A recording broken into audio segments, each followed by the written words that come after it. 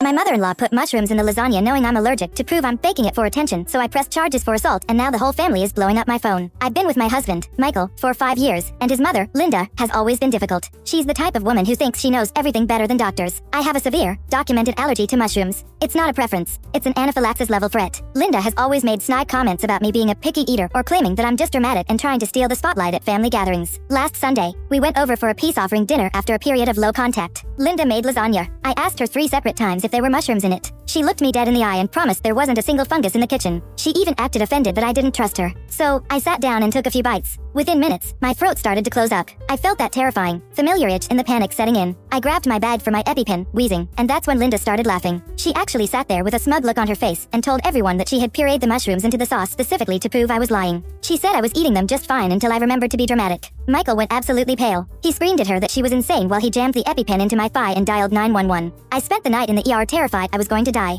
The hospital staff had to call the police because it was a clear case of food tampering and assault. When the officer asked if I wanted to press charges, I didn't hesitate. I said yes. Now, I'm back home, physically recovering but emotionally ruined, and my phone hasn't stopped buzzing with texts from Linda's sisters calling me a family destroyer. Update: 3 days later, my husband is standing by me, but he's a wreck. His entire extended family is threatening to disown him if I don't drop the charges. They keep saying Linda is just an old school woman who made a mistake and that sending her to jail is a cruel overreaction. I feel justified, but seeing Michael cry is breaking me. Am I taking this too far? Should I drop the charges just to stop the harassment and keep the peace for Michael's sake? Commenter: absolutely do not drop those charges. This wasn't a mistake. It was a calculated attempt on your life. She poisoned you. If she had used arsenic to prove a point, would the family still be defending her? You need to protect yourself because next time she might actually kill you. Let the lawyer handle the family. You focus on staying alive. Reading through the comments really helped solidify my resolve, because for a moment there, the gaslighting was actually starting to work. I felt like maybe I was being the villain, but then I looked at the bruising on my leg from the EpiPen and remembered the look of pure satisfaction on Linda's face while I was suffocating. I told Michael that evening that I wasn't backing down. He looked exhausted, with dark circles under his eyes, but he grabbed my hand and told me he didn't want me to. He said that what his mother did was unforgivable and that he was done making excuses for her.